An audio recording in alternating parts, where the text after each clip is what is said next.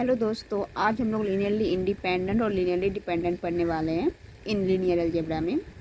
Linearly independent और dependent क्या कहता है कि let V be a vector space over the field F, let S subset of V such that S equal to u1 u2 dot dot un, the set S is called the set of all linearly independent vector whenever c1 u1 plus c2 u2 plus dot dot plus cn un equal to 0, c1 is equal to c2 equal to c3 equal to dot dot cn equal to 0।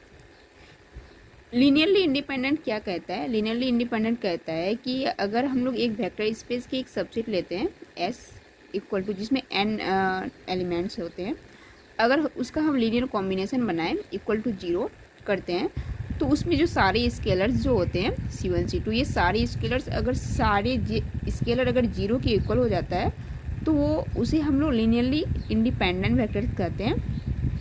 If there exist i such that c i not equal to 0, S is set of linearly dependent vector. अगर at least एक c आई में से at least एक c आई अगर not equal to 0 हो जाता है, अगर इसमें से एक स्केलर जो होती है वो नॉट इक्वल टू अगर 0 हो जाती है तो वो सेट जो होता है वो एक लीनियरली डिपेंडेंट सेट होता है। ये एग्जाम्पल है, ये हम लोग ये चेक करेंगे कि ये जो एग्जाम्पल दिया गया ये एग्जाम्पल लीनियरली इंडिपेंडेंट है या फिर लीनियरली डिपेंडेंट है। जैसे कि हम लोग एक सबसेट लिए हैं वेक्टर स्पेस का S, जिसमें v1 1, 2 v2 0, 1 v3 1, 0 की सेट बनाया गया है v1, v2, v3। तो उसका एक लीनियर कॉम्बिनेशन लिए हैं इक्वल टू 0 किए हैं। तो वहाँ से जो हम लोग को इक्वेशन एक सिंप्लीफाई करने के बाद जो इक्वेशन मिली है वो c1, जैसे c1 1, 2 वेक्टर दिए गए हैं, c2 0, 1 वेक्टर दिए गए हैं, c3 1, 0, इन सबको पुट कर रहे हैं इक्वल टू 0 कर रहे हैं। उसके बाद c1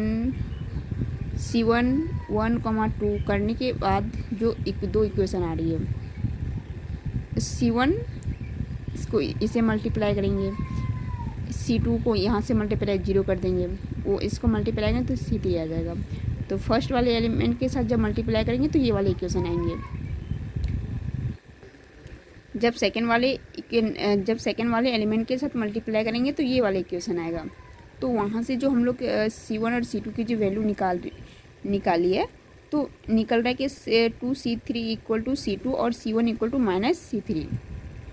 तो यहाँ देख रहे हैं कि एक दूसरे पे वो डिपेंड कर रहे हैं। अगर मैं c3 की वैल्यू अगर मान लेती कि 1 लेती हूँ तो c1 की वैल्यू -1 आ जाएगी, और अगर c2 की जो वैल्यू आएगी वो 2 आ जाएगी। तो यहाँ c1 की वैल्यू 1 आ रही है, c3 की वैल्यू 1 आ रही है, c1 की वैल्यू -1 आ रही है, c2 की वैल्यू इक्वल टू 2 आ रही है। तो यहाँ पे जो है c1 c2 c3 जो है वो नॉट इक्वल टू 0 आ रहा है। ये अगर इक्वल 0 हो जाता तो लीनियरली इंडिपेंडेंट होता। ये equal to not equal to 0 आ रहा है, कोई नॉन 0 कौन से एलिमेंट आ रहे हैं, इसका मतलब ये जो सेट होगा वो लीनियरली डिपेंडेंट सेट हो जाएंगे। इसमें हम लोग को डेफिनेशन में हम लोग पढ़ा था कि एटलीस्ट मतलब कम से कम एक भी अगर होगा तो, लेकिन यहाँ पे 3 आ रहे हैं, इसका मतलब एक से अधिक है, मतलब एक होगा तो भी लीनियरली डिपेंडेंट, उससे अधिक है तो कोई बात नहीं, लेकिन लीनियरली डिपेंडेंट होंगे।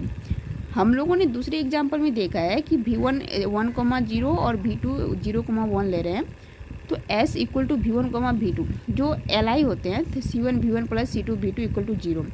तो ये लीनियर कॉम्बिनेशन को इक्वल टू 0 करते हैं, तो वहाँ से जो c1 और c2 की जो वैल्यू आती है वो इक्वल टू 0 आती है। तो इसका मतलब देखिए c1 भी 0 है, c2 भी 0 है। अगर सारे स्केलर जो भी स्केलर हम ले रहे हैं यहाँ पे अगर वो 0 के इक्वल आ रही है तो वो जो सेट होगी, S जो सेट होगी वो लीनियरली इंडिपेंडेंट सेट होगी।